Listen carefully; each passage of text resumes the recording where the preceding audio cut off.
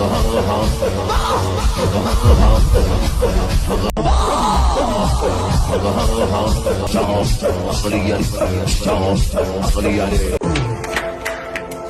اللہ. السلام علیکم یا مولا عباس، اللہم صلی علی محمد وعلی محمد. آپ کو پتا ہے زندگی میں جب بھی مشکل میں پھنسا ہوتا ہوں تو آپ کے قدموں کو ہاتھ لگا لیتا ہوں، آپ مجھے دودھ میں سے بال کی طرح نکال لیتے ہیں. اب اندازہ کریں کہ ہماری کیسی لاجک اور کیسی عقل ہے. جی جی. وہ اللہ جس نے اعلان کیا ہے کہ اجیب دعوت الداعی اذا دعان، کہ میں ہر وقت ہر جگہ پکارنے والے کی پکار کو سنتا نہیں، قبول کرتا ہوں. اللہ، جس نے یہ اعلان کیا ہے اس کے بارے میں ہمیں شک ہے کہ ڈائریکٹ نہیں سنتا. سبحان. اور جو منو مٹی کے نیچے پڑا ہے، سبحان. جس کے بارے میں قرآن کہتا ہے انک لا تسمع الموتى، سبحان. کہ آپ مردوں کو نہیں سنا سکتے، جی. اس کے بارے میں ہمیں یہ یقین ہے کہ یہ ڈائریکٹ سنتا ہے. سبحان اللہ. اصل میں یہ عقیدے کی بات ہے. بالکل صحیح. السلام علیکم دوستو، میرا نام ہے حسیب شفقت اور آپ دیکھ رہے ہیں ہسی ٹی وی. اس سے پہلے کئی ویڈیوز کے اندر آپ کو میں یہ ایکسپلین کر چکا ہوں کہ جتنا شرک سنی فرقہ کے چند گمراہ مسلمانوں نے جس طرح سے شیخ عبد القادر جیلانی کے نام پر ان سے جھوٹی کرامتیں منسوب کر کے کھڑا کیا ہے، یہاں تک کہ ہندوؤں کی طرح ان کا بت بنا کر ان کی عبادت تک شروع ہو گئی ہے. مسجدوں میں بھی اللہ رسول کے نام کے اوپر ان کے پیر کا نام لکھ دیا گیا ہے. اور یہ بات آج ایک ہندو کو بھی سمجھ میں آ چکی ہے کہ آج ان مسلمانوں کے اندر اور ہندوؤں کے اندر کوئی فرق باقی نہیں رہا. مسلمان بن گئے لیکن بھجن کے بنا چین نہیں پڑتا تو قوالی لائی. مورتی پوجا کی عادت لگی ہے تو مزار قبر کی پوجا شروع ہو گئی. اب اس کو اگر یہ سمجھ میں آ جائے بھارت کے مسلمان کو کہ ہماری کیول پوجا پدھتی بدلی ہے، ویسے تو ہم ہندو ہی ہیں، ہندو پروجوں کے وانشج ہیں اور ہندو سنسکرتی کی وراثت ہے، ہندو سوبھاو ہی ہم کو ملا ہے، تو سارا جھگڑا ختم ہو جائے گا. بالکل اسی طرح سے اہل تشیع فرقہ کے گمراہ مسلمانوں نے یہ شرک حضرت مولا علی علیہ السلام کے نام پر شروع کیا ہوا ہے اور ایسی گستاخانہ اور بت پرستوں والی رسمیں شروع کر دی ہیں جن کو دیکھ کر فرق کرنا مشکل ہو جاتا ہے کہ ان میں اور بت پرستوں کے اندر آخر کیا فرق باقی رہ گیا. جیسا کہ یہ ویڈیو، اس ویڈیو کو دیکھ کر جج کرنا مشکل ہے کہ یہ کوئی میوزیکل کنسرٹ ہو رہا ہے یا پھر بت پرستوں کی طرح کوئی میلہ، کچھ سمجھ میں نہیں آ رہا. مولا علی علیہ السلام اور حضرت حسین کی تصویر لگا کر ماتم کے نام پر یہاں پر ایک عجیب سا تماشا لگایا ہوا ہے. ذرا ایک لمحے کے لیے تصور کریں کہ ایک تصویر، ایک مورتی لگا کر اس کے سامنے عبادت کی طرح شرک کیا جا رہا ہے. یہاں تک کہ امام حسین علیہ السلام کا ایک بت بنا کر، مجسمہ بنا کر ان سے مدد مانگنا شروع کر دیا گیا ہے. جی ہاں، ذرا یہ ویڈیو دیکھیں. علیکم یا ابا عبداللہ الحسین، السلام علیکم ورحمۃ اللہ وبرکاتہ. اللہم صلی علی محمد وآل محمد.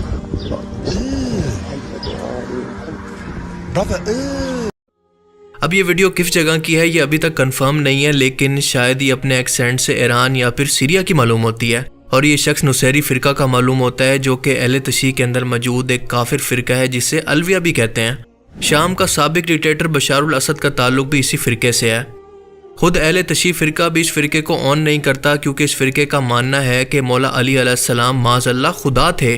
یہ لوگ حضرت علی کو اللہ کا مظہر یا پھر اللہ مانتے ہیں، جو کہ اسلام کے بنیادی عقیدے یا پھر توحید کے خلاف ہے. ان لوگوں کے اندر چاند کی پرستش اور غیر اسلامی تہواروں کو ماننا باقاعدہ عبادت کا حصہ سمجھا جاتا ہے. ان کے تہواروں کے موقع پر شراب نوشی اور کفری عقیدوں کے علاوہ یہ لوگ قرآن کے الفاظ کی دو طرح سے تفسیر کرتے ہیں، ایک ظاہری اور ایک باطنی. باطنی مطلب کو یہ غیر ضروری سمجھ کر چھوڑ دیتے ہیں، جس کے اندر نماز، روزہ اور حج بھی شامل ہیں. لیکن اب یہ جہالت اور گمراہی باقی اہل تشیع فرقوں کے اندر بھی ایسے داخل ہوتی جا رہی ہے کہ اہل بیت کے فیس کی تصویریں اور مورتیاں تک مارکیٹ کے اندر بکنا شروع ہو چکی ہیں. اور یہ چیز خطرناک اس لیے ہے کیونکہ یہ بڑھتے بڑھتے عقیدت کے طور پر انسان کو کفر اور شرک کی طرف لے جاتی ہے. لوگ ان تصویروں کو یا پھر مورتیوں کو عقیدت یا پھر احترام کے طور پر گھروں کے اندر لگانا شروع کرتے ہیں اور آہستہ آہستہ ان کو برکت کی وجہ مان کر اتنی عزت دینا شروع کر دی جاتی ہے کہ ان کے آگے سجدے بھی شروع ہو جاتے ہیں. لہٰذا خرابی کی جڑ کو فوراً سے پہلے کاٹنا انتہائی ضروری ہوتا ہے. شرم کا مقام تو یہ ہے کہ بڑے بڑے فیملی ولاگرز جن کی کئی ملینز کے اندر آڈینس ہے شرک کو پروموٹ کر رہے ہیں، کیونکہ جس شخص کو یا پھر شخصیت کو آپ اپنا مشکل کشا یا پھر اپنی مشکلیں حل کرنے والا مان لیں، دراصل آپ اس کو اپنا رب مان لیتے ہیں. کیونکہ اللہ نے قرآن کریم کے اندر یہ صفت اپنے لیے اپنی جانب منسوب کی ہے، کیونکہ اللہ فرماتا ہے جس کا مفہوم ہے کہ بھلا بتاؤ تو کون ہے جو کہ مشکل کے اندر پھنسے ہوئے شخص کی فریاد کو سنتا ہے اور اس کی مشکل کو اس سے دور بھی کرتا ہے؟ کیا اللہ کے سوا کوئی اور مشکل کشا بھی ہے؟ اب اس کا سیدھا سیدھا مطلب یہ ہے کہ ان جاہلوں نے کبھی قرآن کو پڑھا ہی نہیں ہے، اور اگر پڑھا بھی ہے تو اس کو سمجھا نہیں، ورنہ اس طرح کے شرک کرنے سے بہتر ان کے لیے اپنی جان دینا زیادہ آسان ہوتا۔ اور اب بات تو یہاں تک پہنچ چکی ہے کہ ماتم کے لیے استعمال ہونے والے علم کی بدعت اب ایک مجسمے کی، ایک بت کی صورت اختیار کر چکی ہے، اور جیسے ایک بت کی تعظیم اور اس کی عبادت ہوتی ہے، بالکل اسی طرح سے ان علم کی بھی تعظیم شروع ہو چکی ہے، اور اس بات سے خود صاحب علم شیعہ علماء کرام بھی پریشان ہیں کہ آخر ان کی عوام کہاں جا رہی ہے۔ جہاں تک بات تھی، اب تو دھیرے دھیرے علم بھی مکمل مجسمہ بنتے جا رہے ہیں۔ آج ہمارے ہو رہا آج باقاعدہ مکمل علم بھی ایک انسان کی شکل میں بن جاتا ہے، یعنی آج علم بھی نکل رہا ہے تو ایک مکمل مجسمہ بنا کر نکالا جا رہا ہے۔ کسی جاندار کا مجسمہ بنانا مذہب اہل بیت پر حرام ہے۔ شیعہ مذہب میں کسی بھی جاندار کا مجسمہ بنانے کی مذہب اجازت نہیں دیتا ہے، جو بنا رہا ہے وہ حرام کام کر رہا ہے۔ اب ظاہر ہے کہ جب یہ لوگ ماتم کو، ذوالجناح اور علم جیسی بدعات کو دین کا حصہ بنا کر لوگوں کے سامنے اس کو ثابت کریں گے تو اس کا نتیجہ تو یہی نکلے گا، پھر یہ شور کیسا؟ اللہ کے رسول نے تو یہ فرما دیا تھا کہ ہر بدعت گمراہی ہے اور ہر گمراہی جہنم میں لے جانے والی ہے۔ اپنی وفات سے کچھ عرصہ پہلے تک بیماری کی حالت کے اندر بھی آپ کو امت سے صرف شرک کا خوف تھا۔ حدیث شریف کے اندر آتا ہے جس کا مفہوم ہے کہ جب آپ کی دو پاک بیویاں آپس میں ایتھوپیا کے گرجا گھر کی خوبصورتی کے بارے میں یہاں پر لٹکی تصویروں اور یہاں کی مورتیوں کی تعریفیں کرنے لگی تو آپ نے بیماری کی حالت کے اندر اٹھ کر فرمایا کہ یہی تو اس امت کی سب سے بڑی خرابی تھی کہ جب ان لوگوں کے اندر کوئی نیک شخص فوت ہو جاتا تو اس کی قبر کو سجدہ گاہ بنا لیتے، اس پر مجاور بن کر بیٹھ جاتے، اور میں تمہیں قبروں کو پکا کرنے سے، ان پر عمارت بنانے سے اور اس پر مجاور بن کر بیٹھنے سے منع کرتا ہوں۔ پر آپ دیکھیں کہ آج امت نے بالکل اس کا الٹ شروع کر دیا ہے، اور یہ لوگ آج کے ٹائم کے اندر اس شرک کے اندر، اس اندھی تقلید کے اندر اتنا گر چکے ہیں کہ اگر آج آسمان سے فرشتے بھی اتر کر انہیں حق بات بتائیں تو یہ ان کو بھی کہیں گے کہ کیا ہمارے باپ دادا غلط تھے؟ کیا تم ان سے بھی زیادہ جانتے ہو؟ اگر آپ کو یقین نہ آئے تو ان لوگوں سے اس موضوع پر بات کر کے دیکھ لیں، الا ماشاءاللہ کوئی آپ کی بات سننے کے لیے تیار بھی نہیں ہوگا۔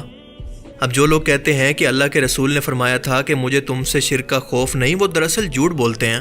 دراصل آپ صلی اللہ علیہ وآلہ وسلم کے اس فرمان کا مطلب تھا کہ میری پوری امت کبھی بھی شرک پر اب جمع کبھی نہیں ہوگی، اور اس بات کا ثبوت ہے حضرت عائشہ کا وہ فرمان جس کے اندر وہ فرماتی ہیں کہ اگر ہمیں اس بات کا ڈر نہ ہوتا کہ لوگ رسول اللہ کی قبر کو سجدہ گاہ اور شرک کی جگہ بنا لیں گے تو ہم ہر زائرین کے لیے رسول اللہ کی قبر کو ایسے ہی کھلا چھوڑ دیتے کہ جو بھی مسلمان چاہے جب بھی چاہے رسول اللہ کی قبر کی زیارت کے لیے آ سکتا تھا۔